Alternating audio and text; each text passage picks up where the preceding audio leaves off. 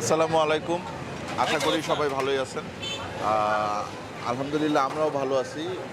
আমরা নোয়াখালীতে রাজমহল হোটেলটার সামনে আছি। খুব বিখ্যাত হোটেল এই হোটেলটা, নোয়াখালীর রাজমহল হোটেল। তো এই হোটেলটাতে আজকে আমরা ডিনার করব। বেশ কয়েকজনের কাছে শুনলাম রাজমহল হোটেলের কথা। এছাড়াও আমরা যে কমিউনিটি পোস্ট দিছি সেইখানে এই হোটেলটার কথা আসছে। আমি আমার হোটেল থেকে বের হওয়ার সময় আমি আমার হোটেলের যে ম্যানেজার সাহেব তাকে জিজ্ঞেস করতেছিলাম যে কোথায় খাবো।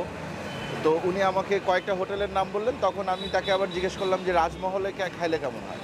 পরে বলল যে খাবেন, খাইতে পারেন, ঝাল বেশি।